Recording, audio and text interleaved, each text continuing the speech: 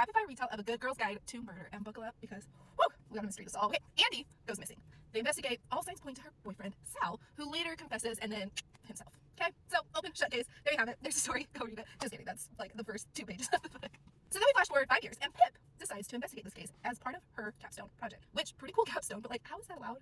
That was like my one question the whole time I was like reading this book. Like, anyway, I digress. So Pip decides to investigate, and she interviews anyone who even knew Andy, like everyone, her friends, Sal's family, teachers, police, and there are some definite holes in this case, and there are some definite like shady, suspicious things going on. We find out Andy isn't quite so innocent. She's definitely a mean girl, definitely involved in some drama. We find out she was maybe dating an older man, but also dating Sal, so like maybe a cheater. That's a little bit of a question mark that we find out later, but we do find out that she was a drug dealer. Okay, maybe not the like smartest thing to do when you're in high school, but we listen, we don't judge. There's also a few people that aren't so innocent. For one, Sal was at this party at Max's house, and there's a timeline in which some of the friends are at the party. So Pip's like, okay, so what were you doing during this time? Pip also interviewed one of the teachers that was like, hey, what do you know about this case? What do you know about the student? And he's like, I know nothing about her. He was her freaking teacher. Liar. Max is like, oh yeah, I don't know Andy at all. Like, she was dating my friend Sal. Like, no, he was getting drugs from Andy. So like, Max knew Andy too. All of these sketchy things that Pip is like, why is everyone lying? The reason why everybody was like, oh my gosh, it was for sure Sal, is because the whole time Sal was like, it wasn't me. I was at this party, and all of his friends were like, Sal's lying. He left and then came back. But Pip finds a picture of Sal at the party during the time that they were like, no, he was gone. So his friends are lying too. So who is lying? What is happening? Because not everyone is as innocent as they were once made to believe. Okay. Also, you listen to the police tapes of when Sal was being interrogated, and Andy and Sal were fighting about something, but Sal won't tell them why. Suspicious. So like, is Sal innocent? Is he not? Oh, and Howie, who is like Andy's a drug dealer, but she gets the drugs from Howie. Andy's bloody vehicle was found in front of Howie's place. And like, I'm not trying to stereotype, but like, you know, there's some sketchy dealings going on already.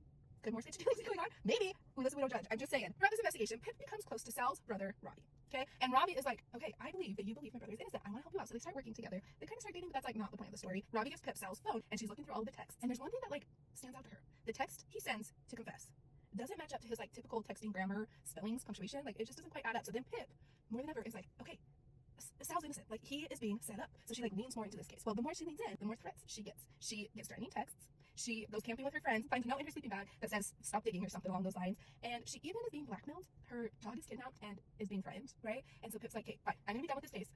It's not worth it anymore. Like, my life might be in danger. My dog's life is in danger. I'm done. Destroys all of the evidence. And guess what? The dog dies anyway.